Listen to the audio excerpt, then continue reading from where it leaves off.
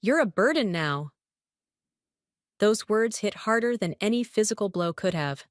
I watched my husband of 8 years pack his designer suitcase while I stood frozen in our bedroom doorway, mascara running down my cheeks. I'm Gianna, and until yesterday, I was living what I thought was the perfect life. Executive position at a leading tech firm, beautiful home in Seattle, and a marriage I believed was unshakable. Funny how quickly perfect can crumble. "Holden, please," I whispered, hating the tremor in my voice. "We can figure this out. The layoff was unexpected, but I have savings, connections. I'll find something new." He barely glanced at me as he folded his expensive shirts. "You said that 2 months ago, Gianna.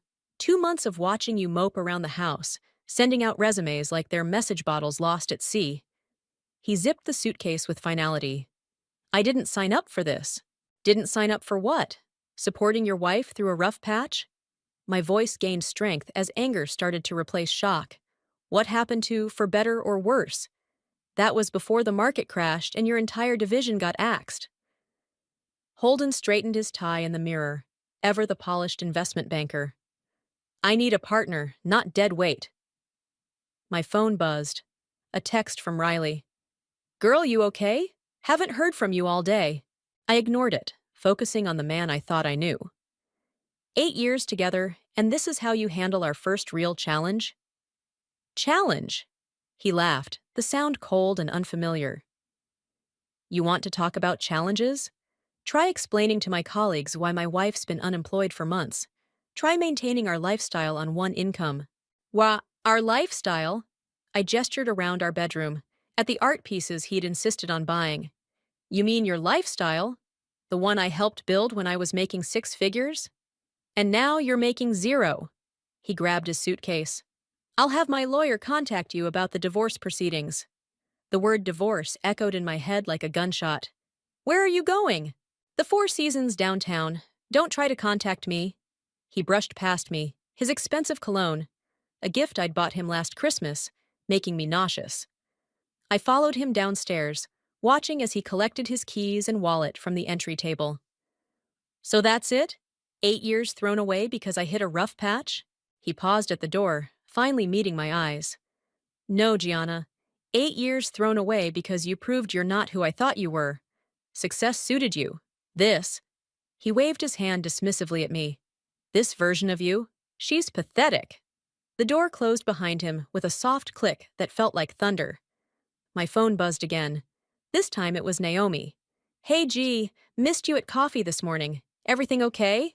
I sank onto my leather couch, staring at the Seattle skyline through floor-to-ceiling windows. The same view I'd celebrated with champagne when I landed my executive role 3 years ago. Holden had been so proud then, showing me off at corporate events like a prize thoroughbred. The buzzing continued. Riley again. "Seriously worried. Call me ASAP." My fingers trembled as I typed, "Holden left. He's filing for divorce." The response was immediate. "What? I'm coming over. Don't move." 20 minutes later, Riley burst through my door using her emergency key. Her dark curls were wild, like she'd run all the way from her apartment. "Tell me everything," she demanded, pulling me into a fierce hug. As I recounted the morning's events, Riley's expression darkened. "That materialistic bastard," she spat. "I never liked him. Always thought he saw you more as an asset than a wife." "I should have seen it coming," I admitted, wiping fresh tears. The way he'd tense up whenever I mentioned job interviews, how he stopped inviting me to his work functions. "Stop that right now!" Riley gripped my shoulders. "This is not your fault. He showed his true colors the moment things got tough. You deserve better." My phone lit up with Naomi's response to my group text. "Just got out of a meeting. Coming over with wine and pizza. We're not letting you go through this alone." Looking at these messages of support, something shifted inside me. The devastation began to harden into something else. Determination, maybe. Or rage. "You know what the worst part is?" I told Riley, my voice steadier now. "He thinks this is my rock bottom. That losing him is the final nail in my coffin." Riley's eyes gleamed. "But it's not, is it?" "No." I stood up, walking to the window where Seattle's tech district sparkled in the distance. It's my starting line. 3 empty wine bottles lined my coffee table, surrounded by pizza crusts and crumpled napkins. Naomi paced the living room, her heels clicking against the hardwood floors, while Riley sprawled on the couch beside me. What if, Naomi said, stopping mid-stride, we turned this whole thing on its head? I lifted my head from the throw pillow. What do you mean? Remember that startup idea you pitched to the board last year? The one they shot down because it was too risky? The AI-driven personal finance platform? I sat up straighter. What about it? Riley's eyes widened. Oh my God, yes. You were so passionate about that project. What did you call it? Wealthwise, I said softly, memories flooding back. A platform that would make financial planning accessible to everyone, not just the wealthy elite. Exactly! Naomi grabbed her laptop from her bag. The market needs something like this now more than ever. With the recession hitting, people are desperate for affordable financial guidance. But starting a company takes money, I protested. In case you forgot, I'm unemployed. Actually, Riley sat up, looking slightly guilty. Remember Samson from grad school? He's been doing really well with his venture capital firm. We've kept in touch, and he always said if I ever heard of a promising startup. You want me to pitch to Samson? My voice cracked. I haven't even updated my business plan. Then let's update it. Naomi opened her laptop. Right now, you've got me for strategy, Riley for networking, and your brilliant tech mind. What else do we need? I stood up and walked to my home office, returning with a thick folder. This is everything from the original proposal, market research, user interface designs, preliminary code architecture. Holy shit! Riley breathed, flipping through the pages. You really did think of everything. Of course she did. She's Gianna. Naomi started typing furiously. And now we have an even better angle, targeting people affected by the economic downturn. People like me, I finished. People who thought they were financially secure until everything fell apart. Exactly. Riley pulled out her phone. I'm texting Samson right now. He owes me a favor anyway. My hands started shaking. This is crazy. Starting a company in the middle of a divorce? No, Naomi said firmly. This is perfect timing. You know why? Because you have nothing to lose and everything to prove. The next morning, nursing a slight hangover, I met Samson at his favorite coffee shop downtown. He hadn't changed much since grad school, still sporting his signature bow tie and warm smile. Gianna, he greeted me with a hug. Riley filled me in on everything, both the business idea and the personal situation. I flushed. I'm not looking for pity investments. Good, because I don't make those. He sat down, pulling out a tablet.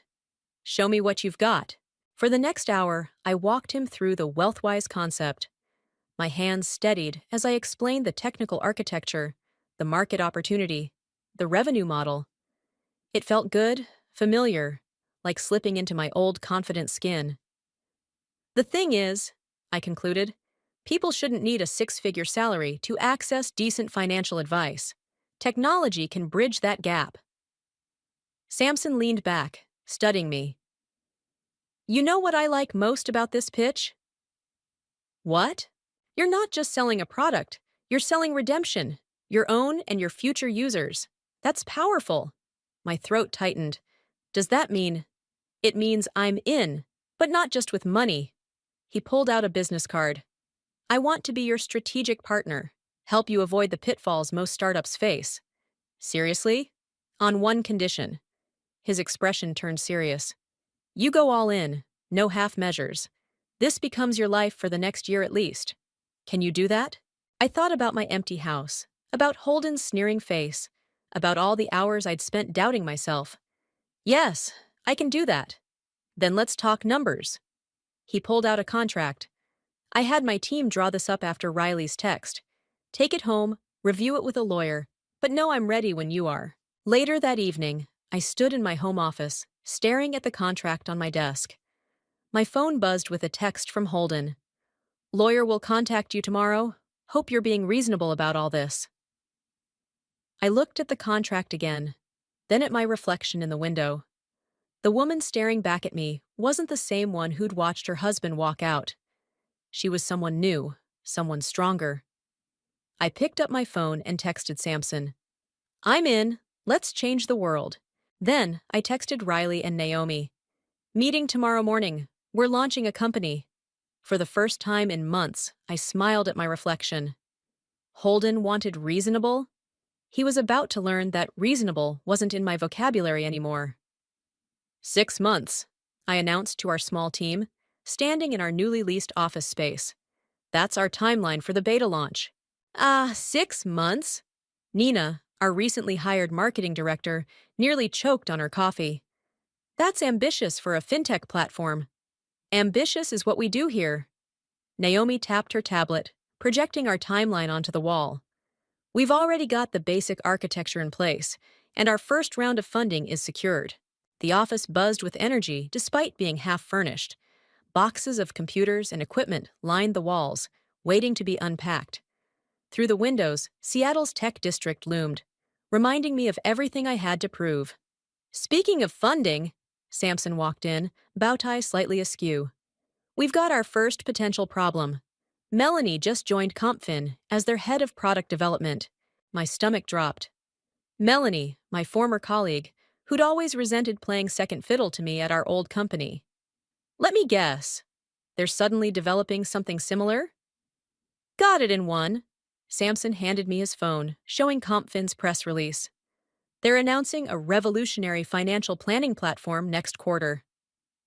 That's 3 months before our launch date, Riley noted, frowning at the screen.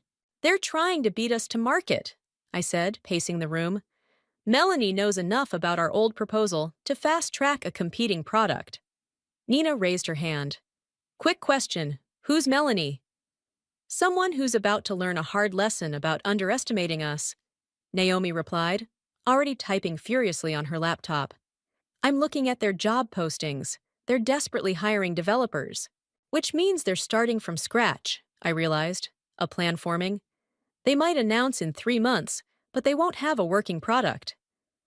Unless they cut corners, Samson added. Exactly. I grabbed a marker and approached the whiteboard. So we pivot. Instead of launching the full platform in 6 months, we release a stripped-down version in 10 weeks. 10 weeks? The entire room erupted in protests. I held up my hand. Listen, we focus on one core feature, the automated financial advisory algorithm. Make it perfect, make it beautiful, make it impossible to replicate quickly. That could work, Naomi said slowly. We'd need to pull some all-nighters, but we'd beat them to market, Nina finished, excitement building in her voice. And if we nail that first feature, we control the narrative. The next 8 weeks became a blur of coffee-fueled coding sessions and heated strategy meetings. Our small office transformed into a war room, walls covered in user flow diagrams and testing schedules. One evening, as I was reviewing code, my phone lit up with a text from an unknown number. It was a photo of Holden at a restaurant, sitting close to a blonde woman. Below it, a message. Thought you should know what your ex is up to. M. My hands shook as I showed the photo to Riley, who was working late with me. Melanie's playing mind games, she said, squeezing my shoulder. She wants to throw you off your game before the launch. Well, it's not going to work. I turned back to my computer, channeling my anger into productivity. How's the user interface coming along? 2 days before our surprise launch, disaster struck. Our main server crashed during final testing, taking 3 weeks of work with it. This isn't an accident, Naomi declared, examining the logs. Someone tried to breach our firewall last night. The team gathered in the conference room, faces tired but determined. Options? I asked, looking around the table. We could postpone, Nina suggested carefully. No. I stood up, addressing the room. That's exactly what they want. We've got 48 hours. Who's with me? What followed was the most intense coding marathon of my life. The office became a temporary home, with air mattresses in corners and empty energy drink cans everywhere. Every team member stepped up, going far beyond their job descriptions. At 3 a.m. on launch day, we finished. The platform was ready, streamlined, secure, and beautiful in its simplicity. "Look at this!" Riley called out, showing us CompFin's latest press release. They were postponing their announcement, citing technical refinements. "They blinked," Samson said, grinning. As the sun rose over Seattle, we gathered around my computer. With one click, Wealthwise would go live. I thought about everything that had led to this moment: the betrayal, the doubt, the countless sleepless nights. "Ready?" I asked my team, my new family. They nodded, tired but proud. I pressed enter, and our platform went live. Within hours, user signups started rolling in. By evening, we were trending on tech Twitter. To the beginning, Naomi raised her coffee cup in a toast. "No," I corrected her, watching our user count climb. To revenge served scalding hot.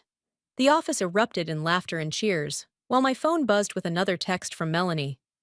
I deleted it without reading it. She'd learned soon enough that she'd picked the wrong woman to mess with. 1 million users in 3 months. Nina burst into my office, waving her tablet.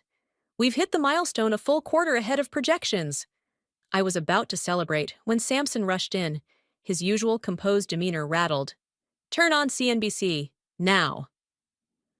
The wall-mounted TV flickered to life, showing Melanie sitting in a studio, perfectly poised in a designer suit. The caption read, "CompFin executive alleges corporate espionage.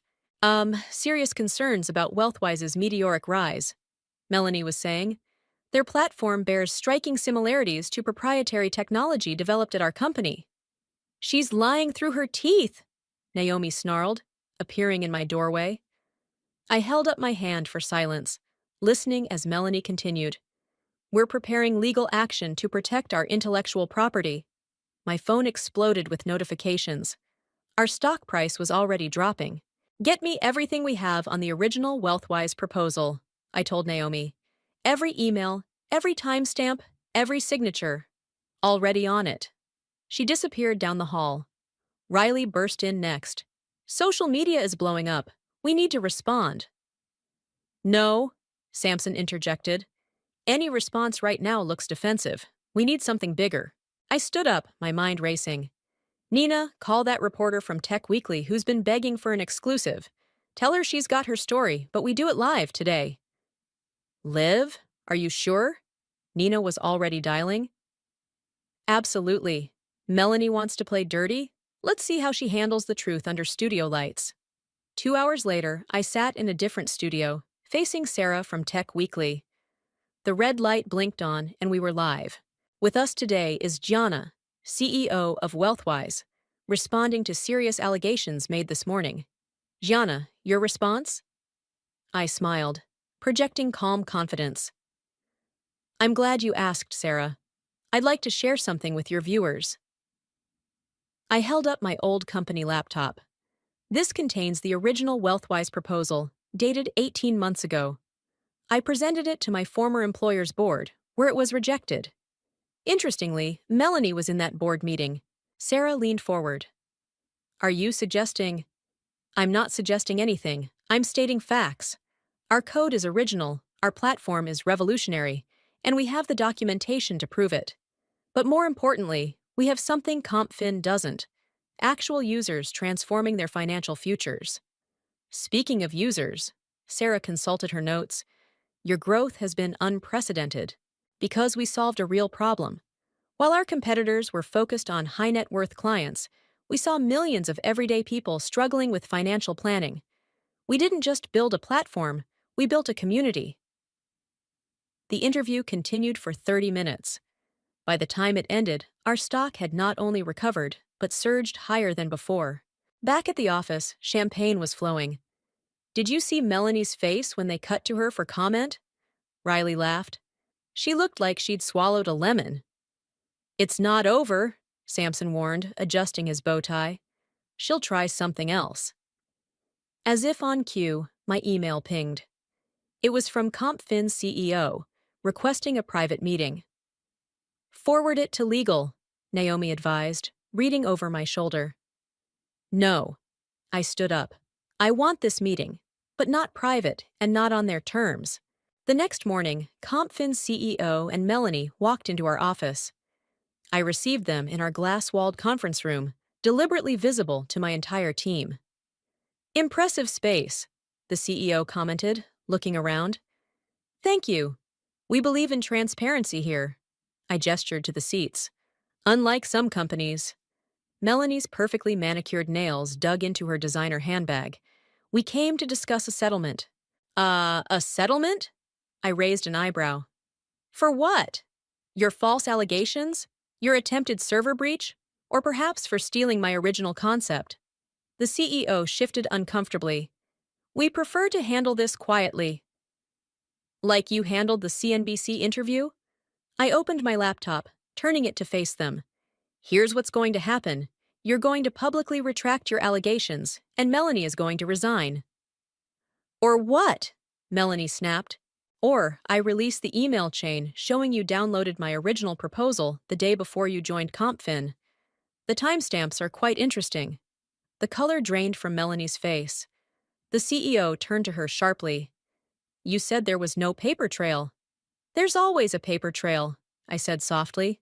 The question is, how much damage do you want your company to sustain? 20 minutes later, they left. Within hours, CompFin issued a retraction. By evening, Melanie's resignation was announced. That was masterful, Sampson said as we watched the news coverage.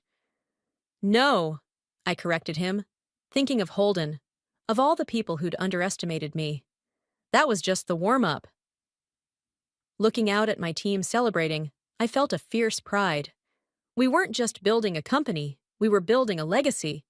And anyone who tried to stand in our way would learn just how expensive that mistake could be.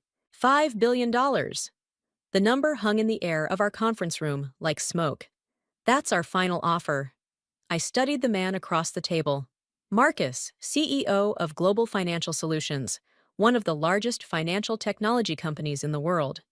His reputation for aggressive acquisitions preceded him. It's a generous offer, Sampson admitted, bow tie perfectly straight as he reviewed the terms. Generous? Marcus smiled. It's unprecedented for a company your age. Full retention of your team, autonomy over product development, and you, Gianna, would join our board of directors. I glanced at Naomi, catching the slight shake of her head. Something felt off. We'll need time to review the proposal, I said, standing up to end the meeting. Of course. Marcus gathered his papers. But don't take too long. Offers like this have expiration dates. After he left, my team erupted into chaos. $5 billion! Nina exclaimed. Do you know what that means for everyone's stock options? It means we'd all be set for life, Riley added, but her expression was worried. Though the timing seems suspicious, Naomi finished. Right after we crushed CompFin's allegations and their stock tanked. My phone buzzed. A text from an unknown number. Heard about the offer. We should talk. H. My blood ran cold. Holden. Gianna? Sampson touched my arm. You okay? I showed him the text. His eyes narrowed. Think there's a connection? Only one way to find out. I turned to Naomi. Can you dig into Global Financial's recent acquisitions and their board members? Already on it. She was typing furiously. Give me an hour. That hour turned into a late-night strategy session. Nina ordered pizza, while Naomi projected her findings onto the wall. Look at this, she pointed to a chart. Global Financial has acquired 6 companies in the past year. All of them were dismantled within months, their technology absorbed into existing products. So much for autonomy, Riley muttered. But here's the interesting part. Naomi pulled up another screen. 3 weeks ago, they added a new board member, Robert Sterling, managing partner at Sterling Investment Group. Holden's firm, I whispered. Bingo! Naomi crossed her arms. Want to bet who brought this deal to Marcus's attention? My phone buzzed again. Holden. Don't be stupid, Gianna. Take the deal. He's trying to profit from your success, Sampson said, reading over my shoulder. After everything he did. I stood up abruptly, walking to the window. Seattle's lights twinkled below, reminding me of that night I decided to start over. Nina, I called out. What's our current user growth rate? Doubling every month. We're projected to hit 10 million users by quarter's end. And our revenue? Exceeding projections by 40%. I turned back to my team. So why sell? Why now, when we're just getting started? 5 billion reasons, Riley said softly. No. I shook my head. 5 billion reasons to quit, to let Holden win, to prove we're just another startup that got lucky. Samson adjusted his bow tie, a smile playing at his lips. What are you thinking? I'm thinking it's time to show them what we're really worth. I grabbed a marker and approached the whiteboard. Nina, call that reporter from Tech Weekly again. Naomi, get me everything you can on Global Financial's acquisition history, especially the companies they dismantled. What's the play? Riley asked, already pulling out her notebook. They want to buy us? Fine. But we're going to make them work for it. I started writing on the board. First, we leak the offer to the press, but frame it as an hostile attempt to shut down a competitor. That'll drive our stock price up. Samson nodded approvingly. Then we announce our international expansion plans, the ones we've been keeping under wraps. Nina's eyes widened. The European partnership? And the Asian market rollout, I confirmed. By the time we're done, 5 billion will look like pocket change. My phone buzzed one more time. Holden again. Don't let pride cloud your judgment. You know you need this deal. I picked up my phone and finally replied, You're right, I do need this deal, to show you exactly what you walked away from. Then I addressed my team. Tomorrow, we go to war. Not just for our company, but for every person who's ever been underestimated, undermined, or cast aside. Who's with me? The room erupted in determined cheers. As everyone broke into task forces, Samson approached me. You know they'll fight back, he warned. Good. I smiled, thinking of Holden's smug face when he left me. I'm counting on it, because this time, I'm not the one who's going to end up looking pathetic. The city lights seemed brighter now, reflecting the fire in my eyes. Global Financial and Holden were about to learn an expensive lesson. Never try to buy what you couldn't break. The restaurant hostess led me to a private dining room where Holden was already waiting. He stood as I entered, looking exactly as I remembered. Expensive suit, perfectly styled hair, practiced smile. But this time, I felt nothing. Gianna, he said, moving to pull out my chair. You look... Save it. I sat down before he could reach me. You wanted to talk, so talk. He settled across from me, straightening his tie. A nervous habit I used to find endearing. You're making a mistake rejecting Global Financial's offer. Really? Our stock price jumped 15% after we announced our expansion plans. A temporary spike. He leaned forward. Listen, I know you're trying to prove something. Trying, I laughed. Our company is valued at 7 billion now. I'd say I've proven plenty. The waiter arrived with water. Holden waited until he left before continuing. Marcus is losing patience. He doesn't like being played with. Interesting choice of words. I pulled out my phone, showing him the screen. Almost as interesting as these emails between you and Robert Sterling, discussing how to force a hostile takeover of Wealthwise. His face paled slightly. Where did you get those? I have friends in interesting places, friends who actually stick around when things get tough. This isn't personal, Gianna. No? I raised an eyebrow. So you didn't tell Marcus about my emotional instability during the divorce? Didn't suggest I might crack under pressure? He shifted uncomfortably. You're twisting things. Actually, I'm finally seeing things clearly. I opened my portfolio. Here's what's going to happen.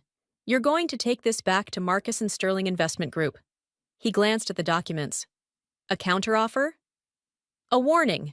If Global Financial attempts any hostile moves against Wealthwise, these emails go public. I'm sure the SEC would be very interested in the timing of certain stock purchases. You're bluffing. Try me. I stood up. Oh, and Holden, that blonde you've been seeing? Melanie's friend, right? She works for me now. Funny how karma works. His face contorted with anger. You vindictive. Careful, I cut him off. Your true colors are showing. Again. I walked out, leaving him with the bill and the documents. Outside, Riley was waiting in her car. How'd it go? Exactly as planned. I buckled my seatbelt. Call Samson. Tell him to expect Marcus's call within the hour. Back at the office, Naomi was monitoring social media reactions to our expansion announcement. We're trending worldwide. The European markets are especially excited. Perfect timing, Nina added, rushing in. Tech Weekly just ran our feature on democratizing financial planning. The response is incredible. My phone rang. Samson. Marcus just called. He's furious. Says we're making a huge mistake. Good. I put him on speaker. How long until they make their move? Based on their trading patterns? Tomorrow morning. They'll try to trigger a sell-off. They're in for a surprise, Naomi smirked, showing me her screen. Our new security protocol is ready. Let them try to breach our systems now. The next morning, we gathered in the conference room, watching the market open. Right on schedule, large blocks of WealthWise stock appeared for sale. They're trying to panic small investors, Samson explained. Not trying, succeeding. Riley pointed at the dropping numbers. I picked up my phone and dialed a number. Time to launch Phase 2. Within minutes, news alerts started flashing. WealthWise announces revolutionary banking partnership. Major European banks sign exclusive deals with WealthWise. Asian markets welcome WealthWise innovation. The stock price froze, then began to climb. Now, I told Naomi. She pressed enter, and our new platform feature went live. Instant international money transfers at a fraction of traditional costs. Something we'd been developing in secret for months. My phone buzzed with a text from Holden. You're playing a dangerous game. I replied, no, I'm winning one. By closing bell, our stock had hit a new record high. Global Financial's hostile takeover attempt had failed spectacularly, and Marcus's reputation was taking a hit. Look at this! Nina showed me her tablet. Business headlines were calling it the Tech David and Goliath story of the year. Should we expect retaliation? Riley asked. No, Samson answered, straightening his bow tie. They can't risk the exposure. Those emails Gianna has, they're career enders. I looked around at my team, my real family. Thank you, all of you. This victory belongs to everyone in this room. To us, Naomi raised her coffee cup.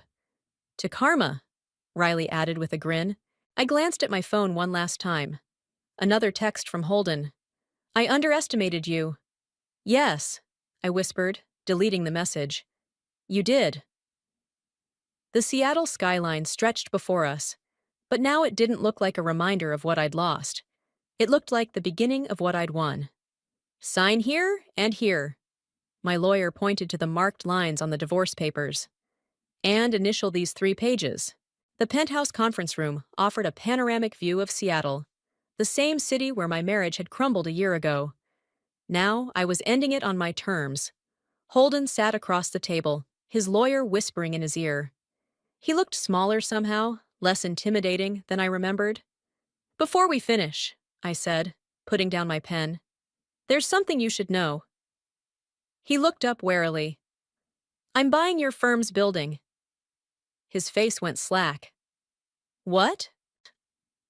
Sterling Investment Group's lease expires next month. As the new owner, I'm not renewing it. You can't do that, he sputtered. Actually, she can. Samson stepped forward, placing a document on the table.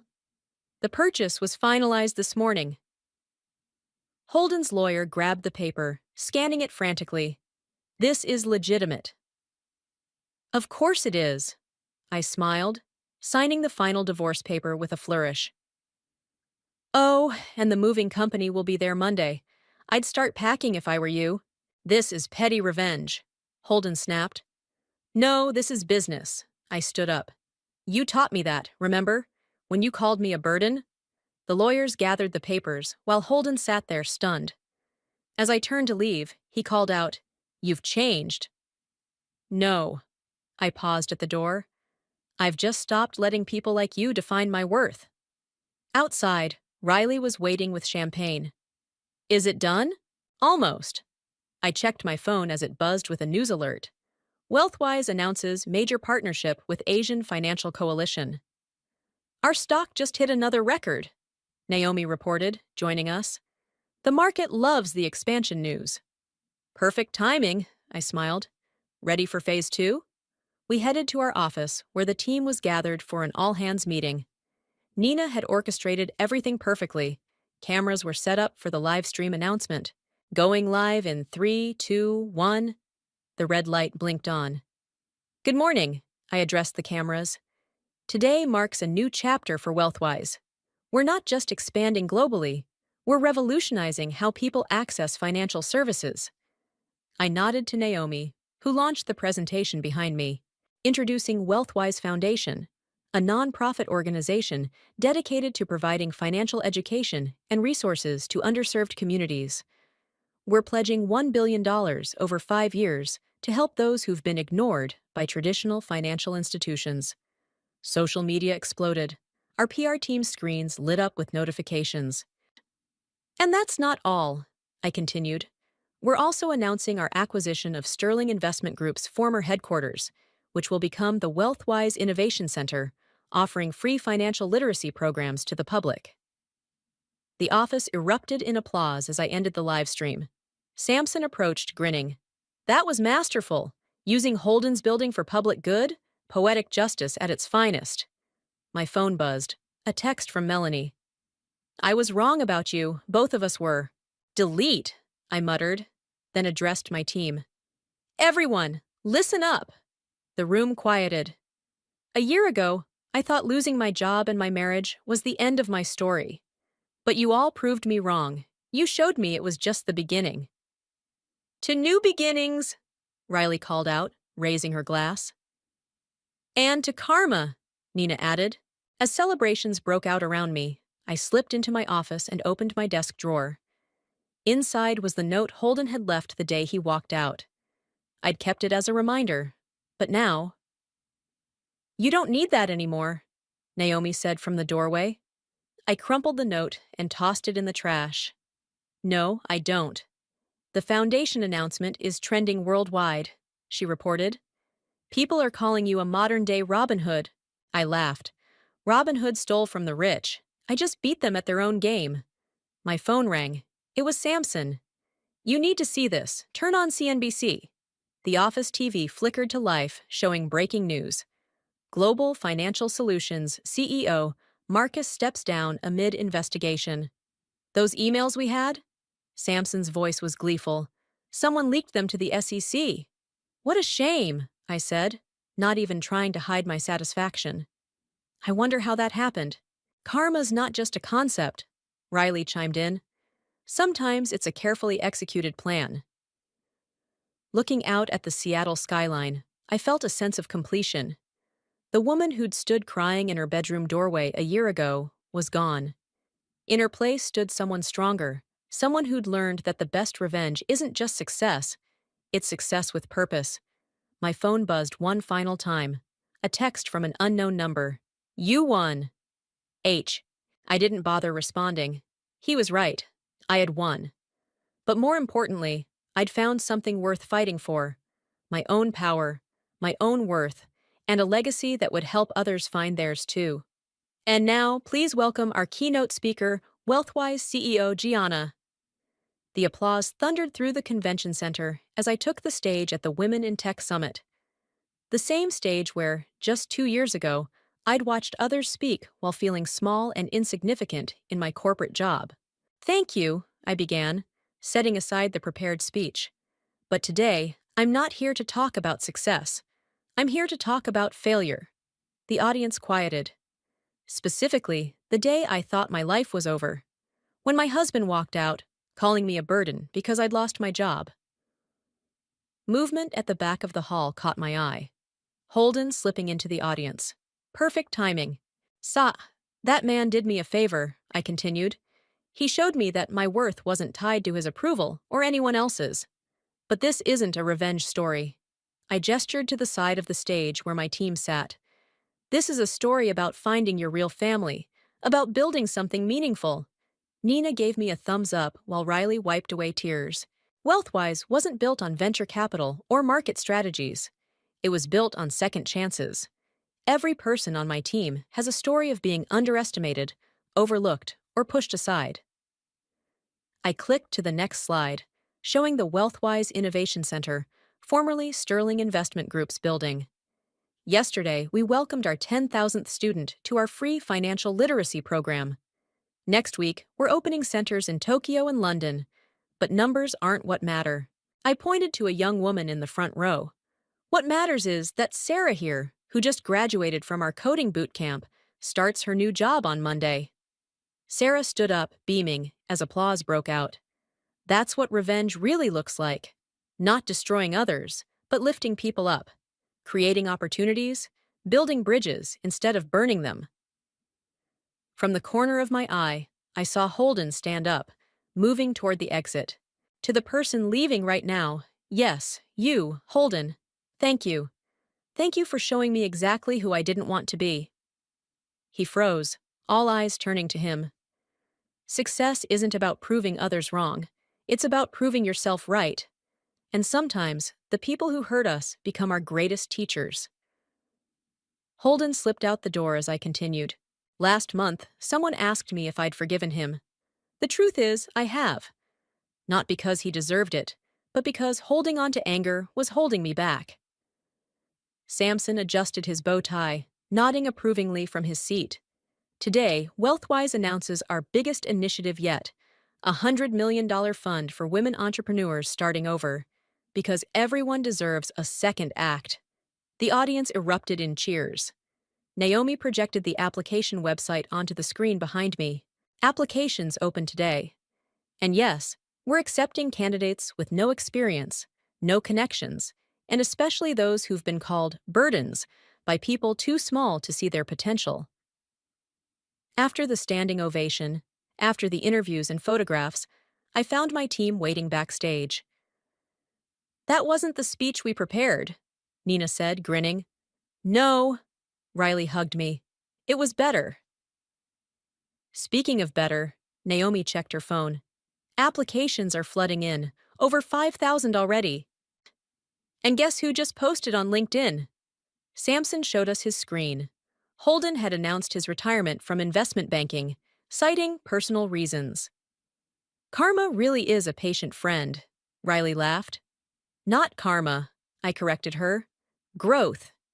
He's finally learning what we already know, that true power isn't in tearing people down. My phone buzzed with a text from Melanie. You've built something amazing. I was wrong about everything. This time, I replied. There's room for everyone at the table, even former rivals. Looking at my team, my family, I felt something I hadn't expected. Peace. Not the fierce satisfaction of revenge, but the quiet confidence of knowing exactly who I was and what I stood for. Ready to change more lives? I asked them. Always, they responded in unison. Outside, Seattle's skyline sparkled in the evening light. But I wasn't looking at the view anymore. I was looking at the reflection in the window, at a woman who'd turned pain into purpose, betrayal into blessing, and revenge into revolution. The story wasn't over. It was just beginning. And this time, everyone was invited to be part of it. Let's go home, I told my team. We've got work to do, because the best revenge isn't just living well, it's helping others live better too. And that's a story worth telling, again and again, until everyone finds their own power to rise.